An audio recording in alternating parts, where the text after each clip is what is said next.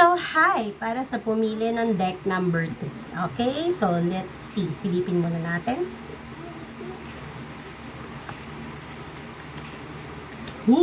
Para sa pumili ng deck number 3. Okay.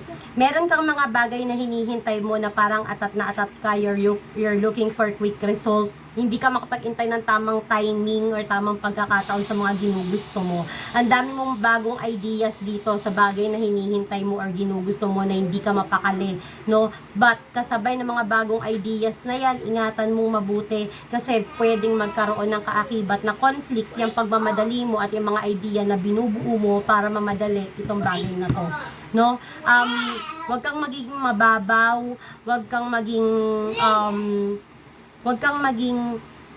ang tawag dito, yung abusive towards yourself or dun sa bagay na minamadali mo. Nakikita ko dito also yung emotional manipulation or masyadong pagmamanipula ng emosyon. So, yun yung sinasabi dito ng cards.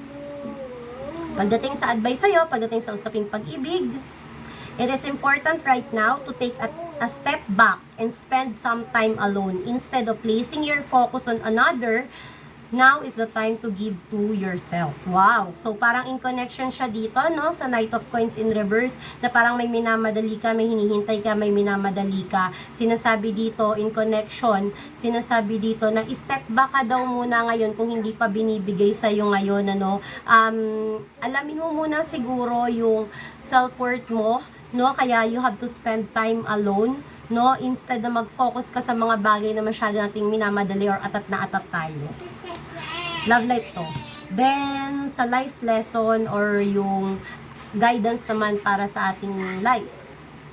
Celebration. Wow, napakaganda. This is a wonderful time in your life. Difficulties fall away. And the light at the end of the tunnel is a star you can wish upon. The timing is right to make long-term plans for a joyful future. Have faith that things are going to turn out beautifully. So, okay. In connection pa rin siya dito sa tarot cards mo. Kasi nga, di ba, parang may minamadali ka, may hinihintay ka. Chill ka lang daw because sa dulo naman daw niyan, makukuha mo yan kung matututo kang mag-intay. Magkaroon ka lamang daw ng faith dahil daw magto-turn yan in good things naman daw talaga.